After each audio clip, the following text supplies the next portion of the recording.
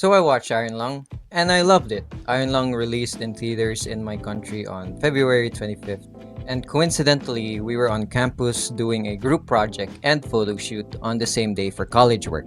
So me and my friends thought, why don't we spend our lunch break by watching our childhood YouTuber's passion project? I mean, I already had spare cash from my affiliate work on TikTok, so I figured I might as well give it a shot. And so we did, and we absolutely loved it. As I'm writing this script, I'll try my best not to spoil the movie for those who haven't watched it yet.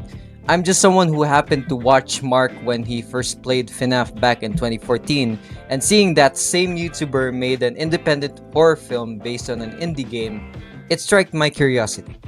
When me and my friends left the theater, some of us were left processing what the hell just happened. Some of us were left blown away by the cinematography, some of us were left confused, and some of us were genuinely interested to learn more about the game that the movie was based on. I'm not really critical on how I feel or what I think about watching films in general. It's either I love it or hate it, but I'll do my best to share my thoughts and expound on them to keep this video interesting. I do apologize if I end up sounding like a 7-year-old who just watched movies. I'm not really big into commentary. So one thing I love about this movie was the cinematography. Every scene, big or small, managed to capture the feeling of dread and eeriness of being in an enclosed space deep within an ocean of blood. And they managed to do this without making it feel redundant. There's more to the submarine that our main character, Simon, is in. And we learn more details along the way. Another thing I love about this movie was Mark's acting.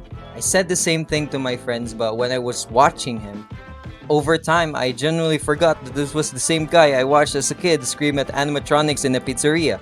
I know that now he has had a more calmer demeanor, but I always knew him for his FNAF gameplays. And his character was way different to say the least, and that's why I think his acting was amazing. I also love how they did the original game justice. I will admit, at first I skimmed through the lore and gameplay that the film was based on, but after the film I analyzed the elements of the game further, and I see so much material being retained. It's almost like a one-to-one recreation of the indie game in film. Sure, it had minor changes compared to a few elements, but the main story was followed on so well, which is something that I don't really see a lot in film adaptations.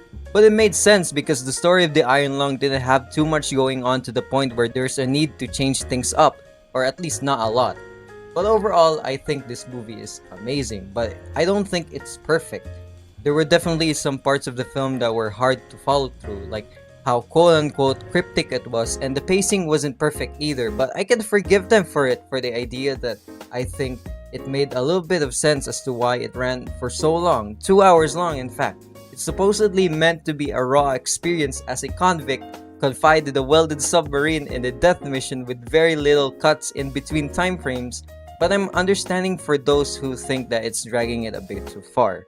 And also, I believe Mark intended this movie to be mainly for his fans or the original game's fans, or both. Yes, sure, he wanted it to reach a bigger audience possible, but I'm sure he expected there to be a lot of criticism. And that's okay.